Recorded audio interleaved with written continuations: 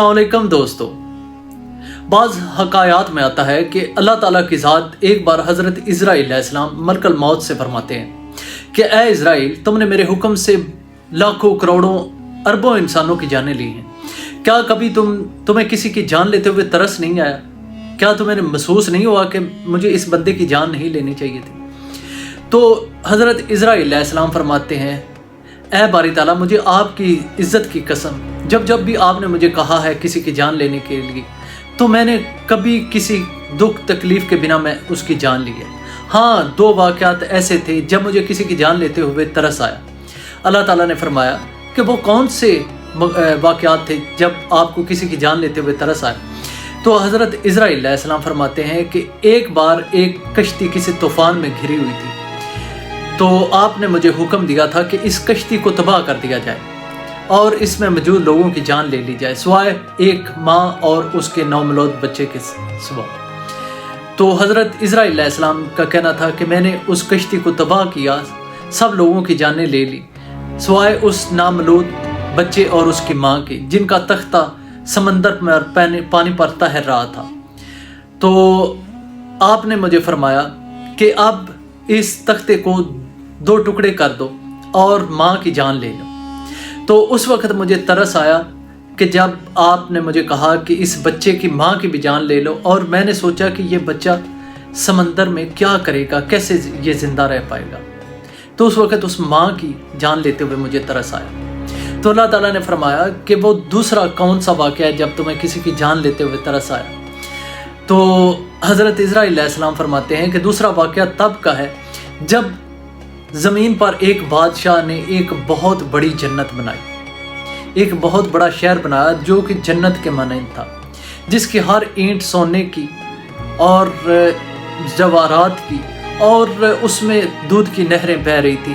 اس نے مثل جنت زمین پر ایک شہر بنایا تھا، اور جب وہ بادشاہ اپنے شہر کو دیکھنے کے لیے گیا اور اس کا 1 پاؤں آسمان اور 1 پاؤں زمین پر تھا، تو آپ نے مجھے کہا کہ اس کی جان لے لیں۔ تو جب میں اس کی جان لینے لگا تو مجھے اس بندے پر ترس آیا کہ کاش اس کو اتنا موقع مل جاتا کہ یہ اپنی جنت کو ہی دیکھ لیتا۔ تو اللہ تعالیٰ فرماتے ہیں کہ جن 2 واقعات میں تمہیں جن لوگوں پر ترس آیا وہ ایک ہی انسان تھا۔ جب اس کی تختے پر ماں کی میں نے جان لی تو اس وقت بھی وہی انسان تھا جس پر آج آپ کو ترس آ رہا ہے۔ تو اس واقعے سے یہی ظاہر ہوتا ہے کہ اللہ تعالیٰ کی ذات کسی کو بھی کسی جگہ پر بھی کسی حالات میں بھی کوئی بہت بڑا مقام دے دیتی ہے، اور یہ اس کے لیے امتحان ہوتا ہے۔ اور یہ امتحان تھا دنیا کے سب سے زیادہ دولت مند انسان اور بادشاہ شداد کے بارے میں۔ آئے ہم اپنی کہانی میں آگے بڑھتے ہیں۔ تو سب سے پہلے میں آپ سب بہن بھائیوں سے ایک ریکویسٹ کرنا چاہتا ہوں کہ آپ نے اگر ہمارے چینل کو ابھی تک سبسکرائب نہیں کیا ہوا تو چینل کو سبسکرائب کر لیں اور ویڈیو کو ضرور لائک کریں تاکہ آپ کو ہماری آنے والی ویڈیوز کی نوٹیفیکیشن بر وقت مل سکے۔ آئیں بڑھتے ہیں ویڈیو کے اگلے حصے کی جانب۔ تو سب سے پہلے تو میں آپ کو بتاتا چلوں شداد کون تھا۔ شداد بن عاد ایک طاقتور اور مغرور بادشاہ تھا جس کا ذکر عربی روایات اور تفاسیر میں ملتا ہے۔ وہ قوم عاد کا حکمران تھا۔ قوم عاد وہی قوم ہے حضرت صالح علیہ السلام کی قوم، جن کے بہت بڑے بڑے قد تھے اور جن پر آندھی اور طوفان کا عذاب آیا تھا۔ حضرت صالح علیہ السلام سے پہلے بھی یہ قوم بڑی مغرور اور تکبر بھری تھی۔ شداد بن عاد جو حضرت نوح علیہ السلام کے بیٹے سام کی نسل سے تھا۔ قوم عاد کو اللہ نے بے پناہ طاقت اور دولت دی تھی، لیکن وہ اپنی نافرمانی کی وجہ سے اللہ کے عذاب کا شکار ہوئی۔ شداد اپنی بے پناہ دولت، طاقت اور لمبی عمر کی وجہ سے بہت مغرور ہو گیا تھا۔ کہا جاتا ہے کہ اس نے کئی علاقوں کو فتح کیا اور دنیا کا سب سے بڑا بادشاہ بننے کی خواہش رکھی۔ وہ اللہ کی جنت کے بارے میں سن کر حسد میں مبتلا ہو گیا اور سوچا کہ وہ خود بھی زمین پر ایک جنت بنا سکتا ہے۔ شداد نے ارم ذات العماد نامی ایک شاندار شہر بنانے کا حکم دیا جس کا ذکر قرآن میں بھی آیا ہے۔ کہا جاتا ہے کہ اس شہر کی تعمیر میں سینکڑوں سال لگے۔ इसे सोने, चांदी, याकूत, ज़मर्द और दीगर कीमती पत्थरों से बनाया गया था। इसमें नहरें, बगात और बुलंदो बाला मालहात थे।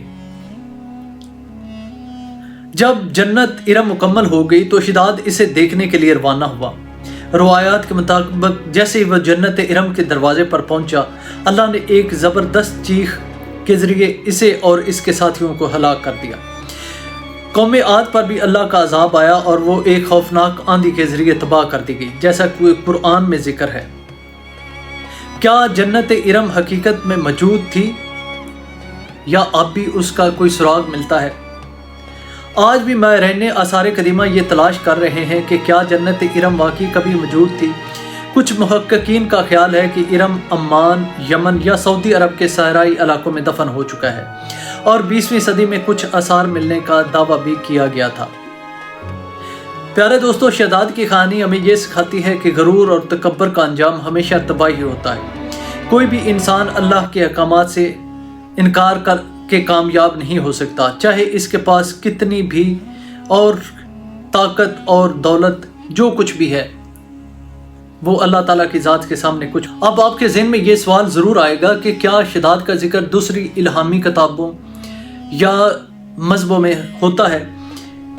तो शहदाद बिन आद का जिक्र यहूदियत और ईसाइयत के मजहबी मतवन में बराह रास्त नहीं मिलता। तौरात, बाइबल और दीगर इब्राहिमी मज़ाहिब की कुतुब में इसके बारे में कोई वाज़ेह हवाला नहीं है।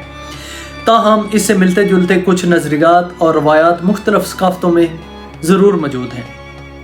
यहूदी सहीफ़ों में कौम आद या शहदाद बिन आद का कोई जिक्र नहीं मिलता।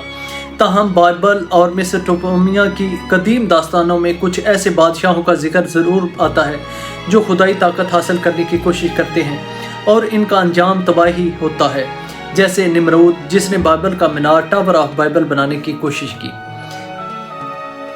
नमरूद के बारे में आप मेरे इसी चैनल पर वीडियो देख सकते हैं, नमरूद कौन था के नाम से। ईसाइयत और बाइबल में भी शहदाद बिन आद का जिक्र मौजूद नहीं है, लेकिन कुछ उलमा इसकी कहानी को बाइबल के बादशाहों या फ़िरौनों के गरूर और इनके अंजाम से जोड़ते हैं। मेसोपोटामिया और दीगर तहजीबों में मुमासलत। शहदाद की कहानी कुछ कदीम तहजीबों की दास्तानों से मुमासलत रखती है, जैसे गलगामेश की कहानी, जिसमें एक बादशाह लाफानी ज़िंदगी हासिल करने की कोशिश करता है लेकिन नाकाम हो जाता है। अटलांटिस की कहानी, एक अजीम शहर जो अपनी ताकत और गरूर की वजह से गर्क हो गया। इसकी भी कहानी मैं आपको किसी वीडियो में तफसील से बताऊंगा, अटलांटिस की क्या कहानी है। तो अब हम बढ़ते हैं आगे अपनी इस वीडियो के एंड पर। शहदाद बिन आद का जिक्र सिर्फ इस्लामी रवायात, अरबी कहानियाँ और तफसीर की किताबों में मिलता है, जबकि दूसरे इब्राहिमी मज़ाहिब में इसका जिक्र मौजूद नहीं। ताहम इसकी कहानी का मरकज़ी ख्याल गरूर, ताकत और अल्लाह की नाफरमानी का अंजाम है। बाइबल और तौरात की दीगर रवायात में मुख्तलिफ शक्लों में पाया जाता है। शहदाद की दौलत कितनी ज़्यादा थी? शहदाद बिन आद को इस्लामी रवायत में बेहद दौलतमंद और ताकतवर बादशाह कहा गया है। वो कौम आद का हुक्मरान था जो अपनी मजबूती, अजीम शान इमारतों और बेपनाह दौलत की वजह से मशहूर थे। शहदाद की दौलत कितनी थी? रवायात के मुताबिक शहदाद की दौलत का कोई शुमार नहीं था। कुछ रवायात में कहा गया है कि इसके पास सोने, चांदी और कीमती जवाहरात से भरे खजाने थे।